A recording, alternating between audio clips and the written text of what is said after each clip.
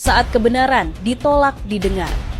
Ruang sidang yang seharusnya menjadi tempat paling tenang untuk mencari keadilan hari itu justru berubah menjadi arena ketegangan.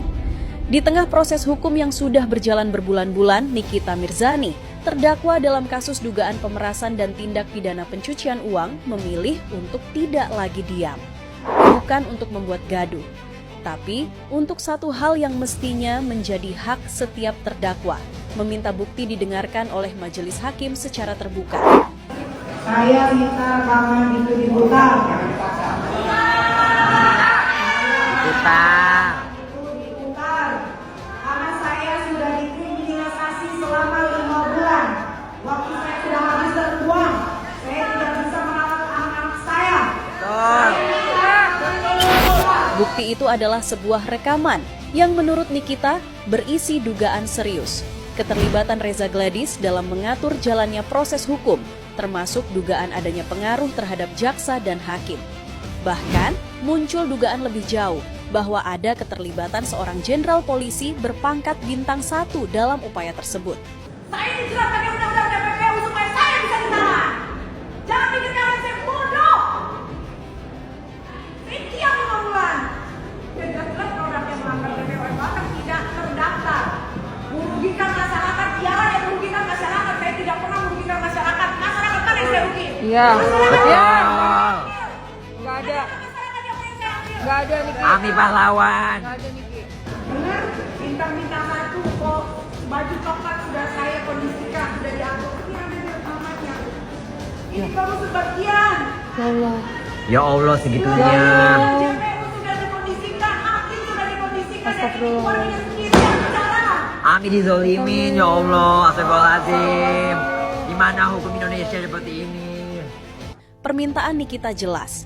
Ia menolak keluar dari ruang sidang sebelum rekaman itu diputar. Tapi bukannya dijawab dengan kesediaan untuk menguji kebenaran, majelis hakim dan jaksa penuntut umum justru memilih meninggalkan ruang sidang. Diam, lalu pergi, seolah-olah rekaman itu terlalu berbahaya untuk diperdengarkan, atau justru terlalu benar untuk dihadapi. Saat petugas rutan berusaha membawanya kembali ke Pondok Bambu, Nikita menolak. Ia juga menolak mengenakan kembali rompi tahanan. Tapi penolakan itu bukan semata-mata aksi simbolik. Ia sedang mengirim pesan bahwa ia merasa diperlakukan tidak adil, dikriminalisasi selama 5 bulan, dan kini dipaksa diam saat memiliki bukti yang justru bisa membela dirinya. Dan yang menjadi pertanyaan penting, di mana batas antara menegakkan proses hukum dan memperlakukan terdakwa secara manusiawi? Kode etik kejaksaan sudah sangat jelas. Jaksa dilarang melakukan intimidasi, baik secara verbal maupun nonverbal terhadap siapapun di dalam ruang sidang, termasuk terdakwa. Jika kejadian hari itu benar adanya, maka ada pelanggaran serius terhadap kode etik dan itu tidak bisa diabaikan. Namun, yang paling mengusik adalah sikap diam terhadap rekaman tersebut. Jika memang isinya tidak relevan atau tak terbukti, bukankah lebih baik diputarkan dan dibuktikan di ruang persidangan? Tetapi jika rekaman itu benar dan mengungkap upaya pengaturan proses hukum, maka kita sedang berhadapan dengan masalah yang jauh lebih besar, keruntuhan integritas peradilan. Jika seorang terdakwa tidak terbukti bersalah, namun dipaksa untuk mengaku bersalah, ini bukan sekadar pelanggaran prosedur.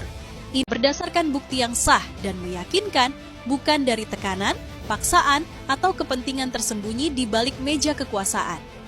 Hari itu, Nikita Mirzani tidak hanya menolak keluar ruang sidang.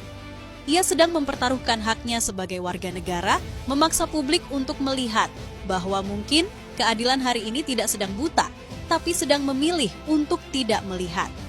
Dan jika isi rekaman itu benar, maka yang seharusnya duduk di kursi pemeriksaan bukan hanya terdakwa, tapi juga jaksa penuntut umum dan majelis hakim.